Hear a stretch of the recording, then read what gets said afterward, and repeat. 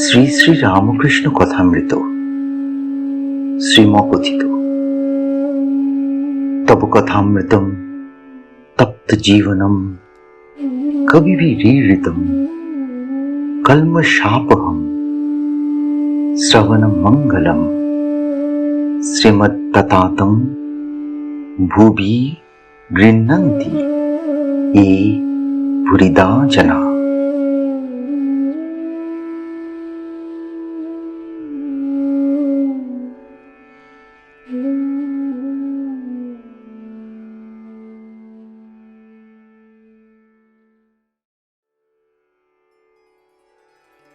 কলিকাতায় শ্রী ঈশ্বরচন্দ্র বিদ্যাসাগরের সঙ্গে শ্রী রামকৃষ্ণের মিলন। প্রথম পরিচ্ছেদ। বিদ্যাসাগরের বাটি। আজ শনিবার, 21শে শ্রাবণের কৃষ্ণা ষষ্ঠী তিথি, 5ই অগস্ট 1882 খ্রিস্টাব্দ। বেলা 4টে বাজিবে। ঠাকুর শ্রীরামকৃষ্ণ কলিকাতার রাজপথ দিয়া টিকাগাড়ি করিয়া বাদুর বাগানের দিকে আসিতেছেন। সঙ্গে ভবনাথ, হাজরা ও মাস্টার। বিদ্যাসাগরের বাড়ি যাইবেন। ঠাকুরের জন্মভূমি হুগলি জেলার অন্তঃপাতি কামারপুকুর গ্রাম। এই গ্রামটি বিদ্যাসাগরের জন্মভূমি বীরসিংহ নামক গ্রামের নিকটবর্তী। ঠাকুর শ্রীরামকৃষ্ণ বাল্যকাল হইতে বিদ্যাসাগরের দয়ার কথা শুনিয়া আসিতেছেন। দক্ষিণেশ্বরে কালীবাড়িতে থাকিতে থাকিতে তাহার পাণ্ডিত্য ও দয়ার কথা প্রায় শুনিয়া থাকেন। মাস্টার বিদ্যাসাগরের স্কুলে অধ্যাপনা করেন শুনিয়া তাহাকে বলিয়াছিলেন, আমাকে বিদ্যাসাগরের কাছে কি লইয়া যাইবে? আমার দেখিবার বড় স্বাদ হয়। মাস্টার বিদ্যাসাগরকে সেই কথা বলিলেন। বিদ্যাসাগর আনন্দিত হইয়া তাহাকে একদিন শনিবার 4টের সময় সঙ্গে করিয়া আনিতে বলিলেন। একবার মাত্র জিজ্ঞাসা করিলেন, কিরকম পরমংশ? তিনি কি গেরুয়া কাপড় পরে থাকেন? মাস্টার বলিয়াছিলেন, আজ্ঞা না, তিনি এক অদ্ভুত পুরুষ। লাল পেড়ে কাপড় পরেন, জামা পরেন, বার্নিশ করা চটি জুতা পরেন। রাসমণির কালীবাড়িতে একটি ঘরের ভিতর বাস করেন। সেই ঘরে তক্তপোষ পাতা আছে, তাহার উপর বিছানা, মশারি আছে। সেই বিছানায় শয়ন করে। কোনো বাহ্যিক চিহ্ন নাই। তবে ঈশ্বর বই আর কিছু জানেন না। অহর্নিশ তাহারই চিন্তা করে। গাড়ি দক্ষিণেশ্বরের কালীবাড়ি হইতে ছাড়িয়াছে। পোল পার হইয়া শ্যামবাজার হইয়া ক্রমে আমার স্ট্রিটে আসিয়াছে। ভক্তেরা বলিতেছেন এইবার বাদুর বাগানের কাছে আসিয়াছে। ঠাকুর বালকের ন্যায় আনন্দে গল্প করিতে করিতে আসিতেছেন। আমার স্ট্রিটে আসিয়া হঠাৎ তাহার ভাবান্তর হইল, যেন ঈশ্বরাবেশ হইবার উপক্রম। গাড়ি রামমোহন রায়ের বাগান বাটির কাছ দিয়া আসিতেছে। মাস্টার ঠাকুরের ভাবান্তর দেখেন নাই। তাড়াতাড়ি বলিতেছেন, এটি রামমোহন রায়ের বাটি। ঠাকুর বিরক্ত হইলেন, বলিলেন, এখন ওসব কথা ভালো লাগছে না। ঠাকুর ভাবাবিষ্ট হইতেছেন। বিদ্যাসাগরের বাটির সম্মুখে গাড়ি দাঁড়াইল। গৃহটি দ্বিতল, ইংরেজ পছন্দ। জায়গার মাঝখানে বাটি ও জায়গার চতুর্দিকে প্রাচীর। বাড়ির পশ্চিম ধারে সদর দরজা ও ফটক। ফটকটি দ্বারের দক্ষিণ দিকে। পশ্চিমের প্রাচীরে ও দ্বিতল গৃহের মধ্যবর্তী স্থানে মাঝে মাঝে পুষ্পবৃক্ষ। পশ্চিম দিকের নিচের ঘর হইয়া সিঁড়ি দিয়া উপরে উঠিতে হয়। উপরে বিদ্যাসাগর থাকেন। সিঁড়ি দিয়া উঠিয়াই উত্তরে একটি কামরা, তাহার পূর্ব দিকে হলঘর।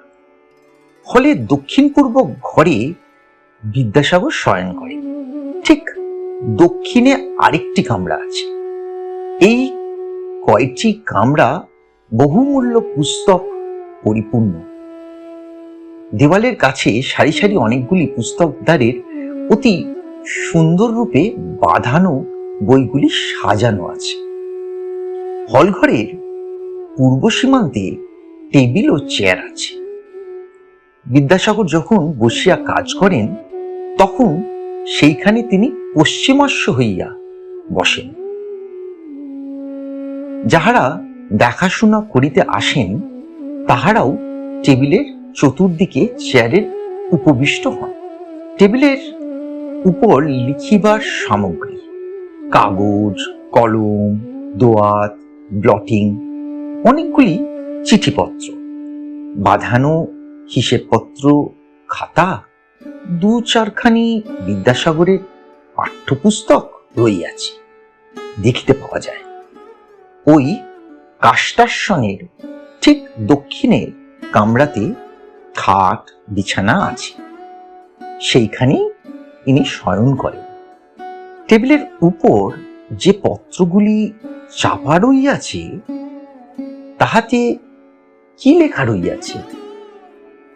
কোনো বিধবা হয়তো লিখিয়াছে, আমার অপগণ্ড শিশু অনাথ, দেখিবার কেহ নাই, আপনাকে দেখিতে হইবে। কেহ লিখিয়াছেন, আপনি খড়মাতায় চলিয়া গিয়াছিলেন, তাই আমরা মাসোহারা ঠিক সময় পাই নাই, বড় কষ্ট হইয়াছে। কোনো গরিব লিখিয়াছে, আপনার স্কুলে ফ্রি ভর্তি হইয়াছি, কিন্তু আমার বই কিনবার ক্ষমতা নাই। কেহ লিখিয়াছেন, আমার পরিবারবর্গ খেতে পাচ্ছে না, আমাকে একটি চাকরি করিয়া দিতে হইবে। তাহার স্কুলের কোন শিক্ষক লিখিয়াছেন, আমার ভাগিনী বিধবা হইয়াছে, তাহার সমস্ত ভার আমাকে লইতে হইয়াছে, এ বেতনে আমার চলে না। হয়তো কেহ বিলাত হইতে লিখিয়াছেন, আমি এখানে বিপদগ্রস্ত, আপনি দিনের বন্ধু, কিছু টাকা পাঠাইয়া আসন্ন বিপদ হইতে আমাকে রক্ষা করুন। কেহ বা লিখিয়াছেন, অমুক তারিখে সালিসির দিন নির্ধারিত, আপনি সেদিন আসিয়া আমাদের বিপদ মিটাইয়া দিবেন। ঠাকুর গাড়ি হইতে অবতরণ করিলেন। মাস্টার পথ দেখাইয়া বাটির মধ্যে লইয়া যাইতেছেন। উঠানে ফুল গাছ, তাহার মধ্য দিয়া আসিতে আসিতে ঠাকুর বালকের ন্যায় বোতামে হাত দিয়া মাস্টারকে জিজ্ঞাসা করিতেছেন, জামার বোতাম খোলা রয়েছে, এতে কিছু দোষ হবে না? গায়ে একটি লং ক্লথের জামা, পরনে লাল পেরে কাপড়, তাহার আঁচলটি কাঁধে ফেলা, পায়ে বার্নিশ করা চটি জুতা। মাস্টার বলিলেন, আপনি ওর জন্য ভাববেন না, আপনার কিছুতে দোষ হবে না, আপনার বোতাম দেবার দরকার নাই। বালককে বুঝাইলে যেমন নিশ্চিন্তি হয়, ঠাকুরও তেমনি নিশ্চিন্ত হইলেন।